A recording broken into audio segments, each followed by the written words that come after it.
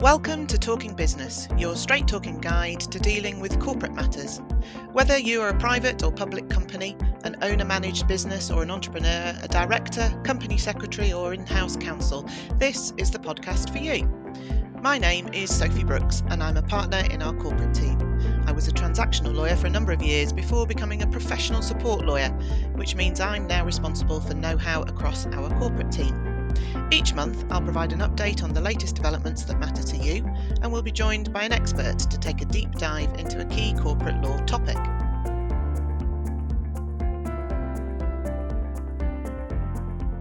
Hello, everybody.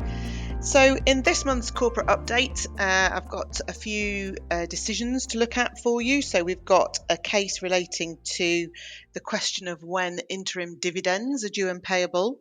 We've got a European decision which potentially strikes a blow to the UK government's intentions in relation to corporate transparency. But first off, I thought we'd start with a case involving Paddington Bear. You might have watched the films over the festive season. So this case was nothing to do with the films, but it did relate to Paddington Bear merchandise. And if you're not a fan of Paddington, the case could still be of relevance to you because the court gave some useful guidance on the interpretation of a contractual audit clause. So that's a clause in an agreement which gives one party the right to inspect documentation belonging to the other party. So the facts of the case were that back in 2013, Paddington and Company Limited entered into a royalty distribution agreement with a company called Pixdean Limited. And under that agreement, Pixdean was entitled to a 10% share of the net worldwide merchandising income from Paddington Bear. So the agreement between Paddington and Pixdean contained an audit clause under which once every 2 years, a third-party auditor could inspect the agreements and any other business records of Paddington to verify Paddington's compliance with the agreement. So basically to make sure that Pixdean was indeed getting its 10% royalty share of all the merchandising income. So Pixdean exercised its rights under that audit clause in both 2014 and then again 2017, and there were no issues. But then when it did so again in 2019, the parties disagreed about the extent of the rights that had been granted under the clause. There was actually a pretty catastrophic breakdown in the relationship between the two parties, which in the case, Pixdean's barrister described as the milk of human kindness has long since evaporated between them. So not really quite the sentiment of the Paddington Bear films. But in any event, the court was asked to provide as much guidance as possible on what the audit clause did and didn't oblige or entitle them to do.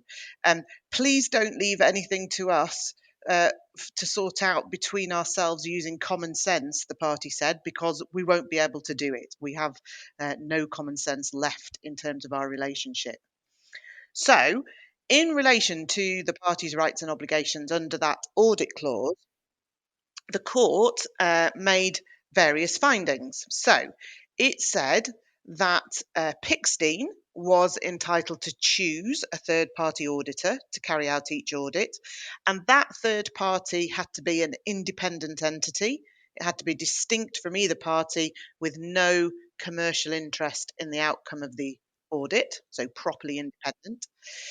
Pixdean had to give Paddington a reasonable amount of notice, which the court said in this case was not less than 10 business days, before the proposed audit, and had to identify the relevant period for the audit. So the auditor couldn't just turn up demanding access. An audit could cover a period of more than 2 years, but there couldn't be more than one audit in every 2-year period, and you can't re-audit a period. So an audit can't cover a period that's already been subject to an audit. Once you've done it once in respect of a period, that's done. The court also said that the audit had to take place at a location chosen by Paddington, so the entity whose books were being inspected. It had to be within its control and during normal working hours. Paddington had to make as many copies of the inspected documents as the auditor reasonably required, or Paddington had to let the auditor do that, provided that the costs of doing that were met by Pickstein, and also that the auditor had to agree to keep those copies confidential. But crucially, Pickstein itself was not entitled to inspect the documents or to receive copies of them. Only the auditor could do that. In terms of what the auditor could say to Pickstein, they could only disclose information that was required to report on certain specified matters. So things like the conclusion of the audit, details of the amounts due from Paddington. So looking at the underlying purpose of the audit there. And the auditor had to keep everything else confidential. And finally, in terms of what Paddington could redact, because they wanted to redact various information. They were concerned about the sensitivity of the information in the documents. Well, the court said, actually, you can only redact documents to the extent that they're legally privileged. So lots of commercial agreements contain some form of audit clause. And I think the one in this case, it was quite brief, but it wasn't unusual, the format that it took. So the question before the court was effectively one of contractual interpretation. So it's really important to remember that the meaning of a clause in a particular contract will always turn on the specific words used in that particular contract and on the facts of each individual case. So you can't necessarily say definitively that the sort of rules and principles that the court came to in its conclusion on this case will always apply. But I do think, nonetheless, it is still a useful decision in providing some guidance on what the court will and crucially won't say is covered by a typical audit clause.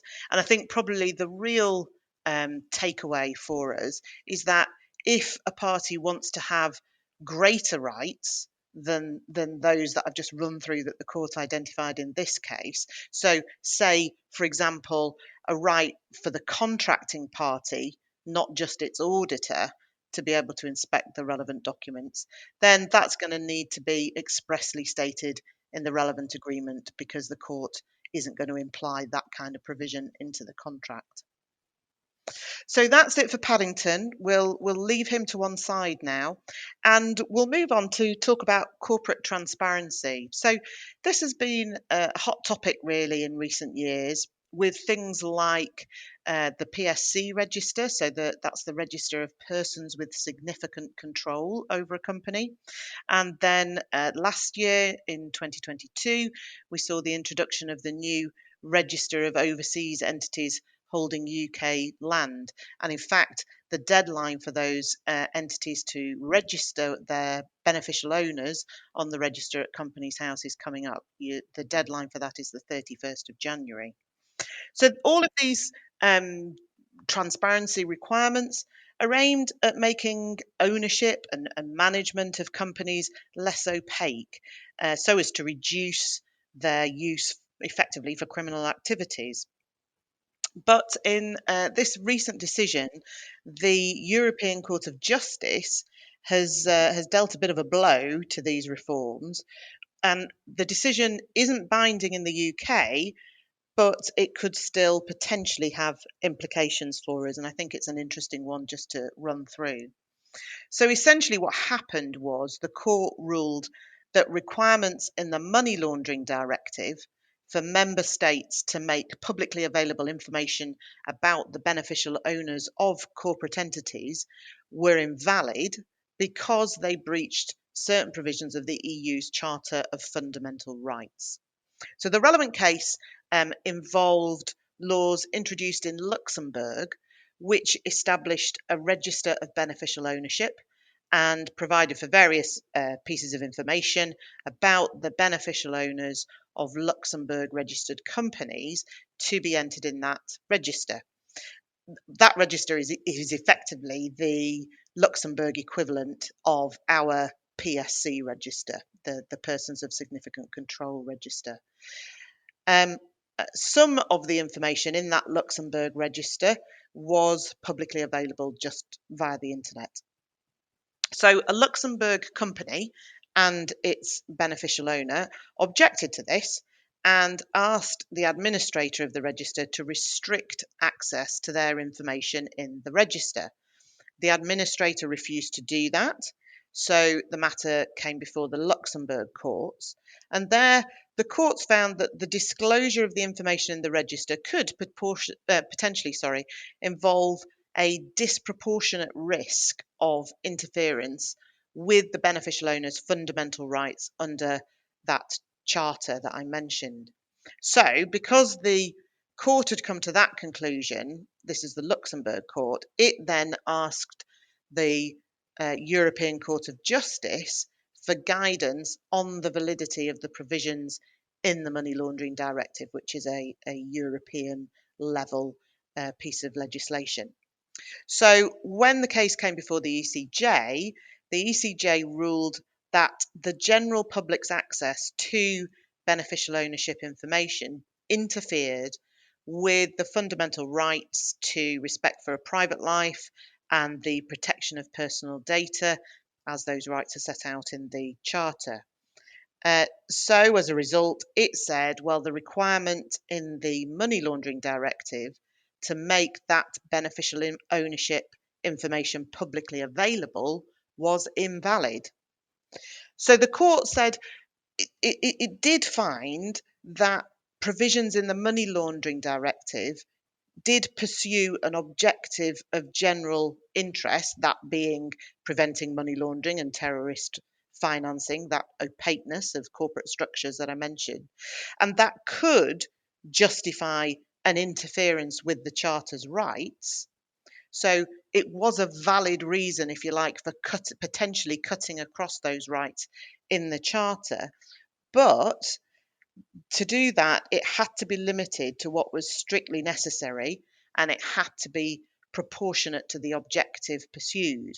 And that, it said, was not the case here, given the detail of the information that was required to be disclosed in the register and the degree to which that information was publicly available and therefore potentially capable of being further disclosed and shared. So that ruling by the European Court rather put the cat among the pigeons, and consequently the European Commission has said that it is considering its next steps. I bet it is.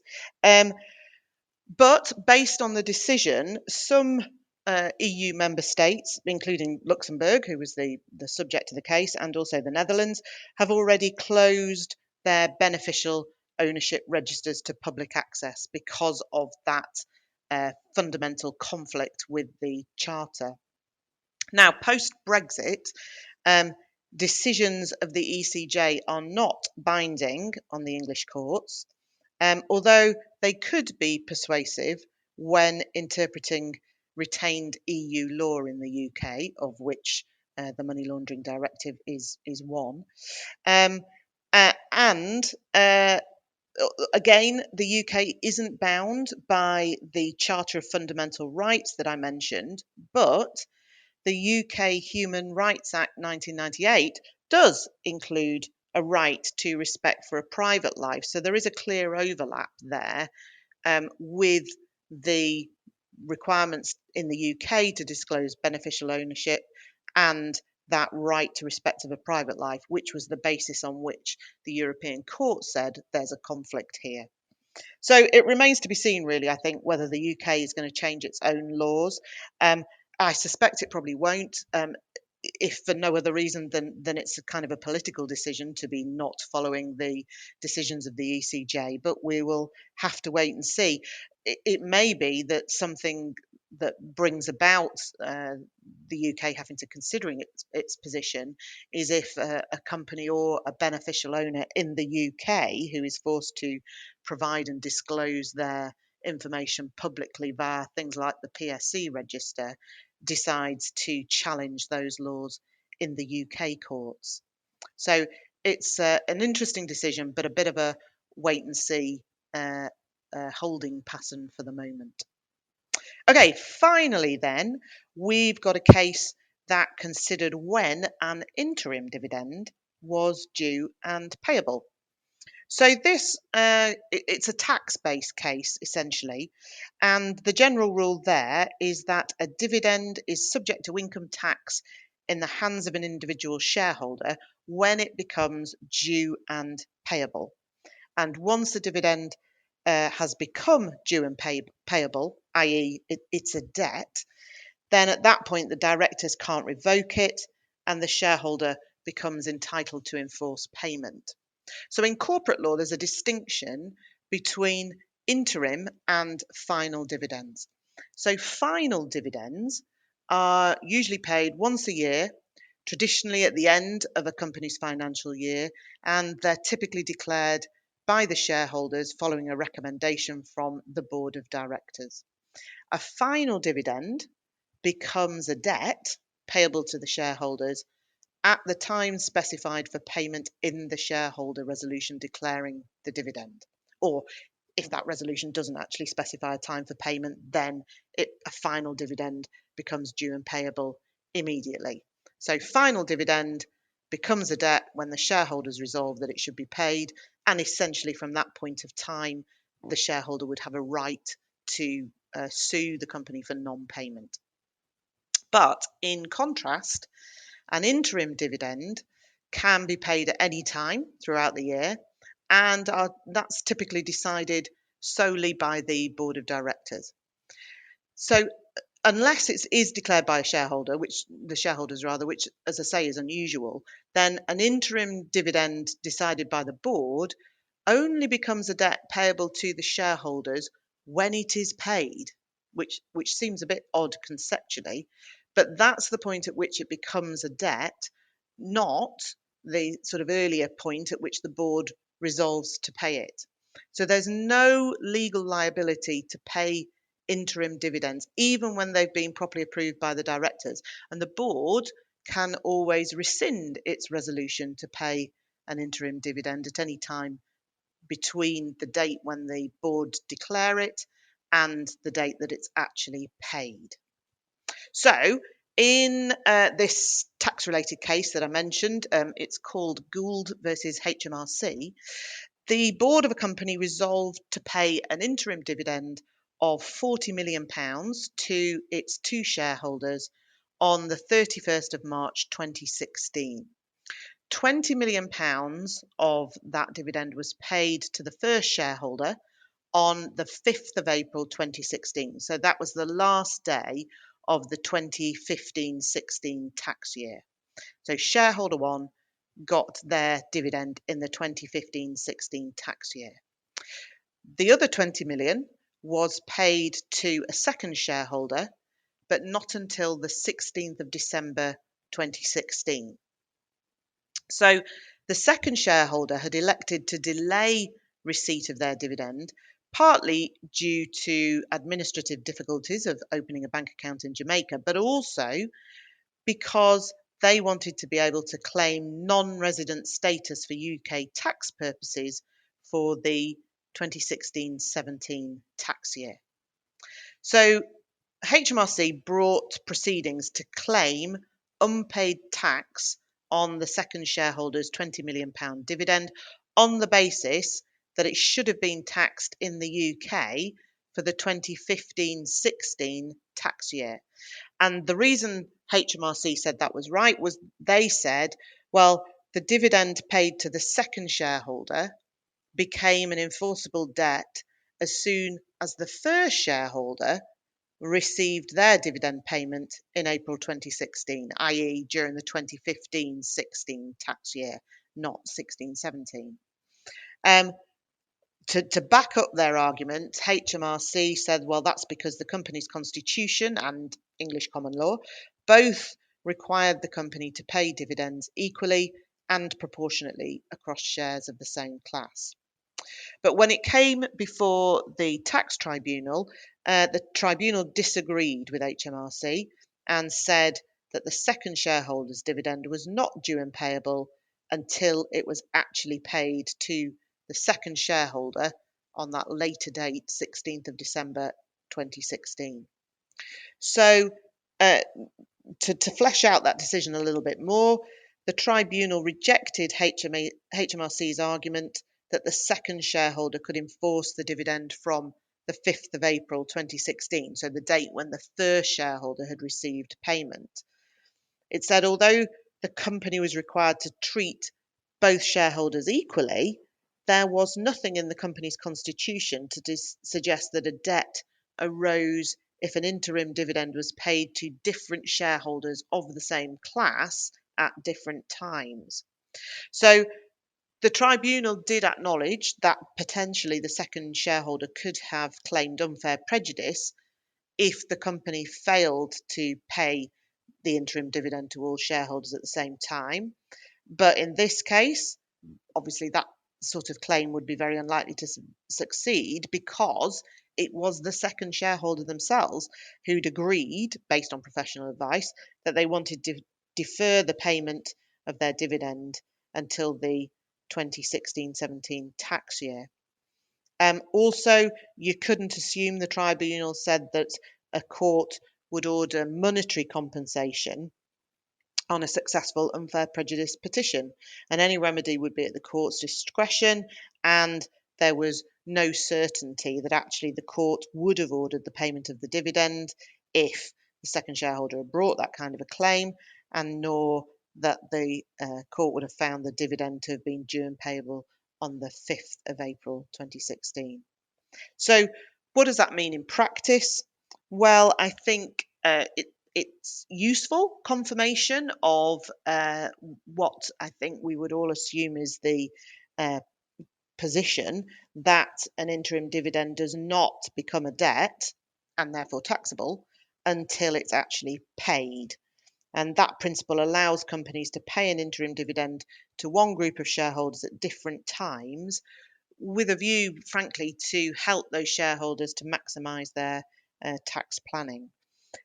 Obviously, from the shareholder point of view, that flexibility does potentially leave them exposed to the risk of non-payment. So if, as a shareholder, you choose to defer the receipt of an interim dividend, and in the meantime, the company's financial position deteriorates, then the directors might be obliged to look at it and decide to cancel the payment in order to comply with their fiduciary duties as a director to act in the company's best interests.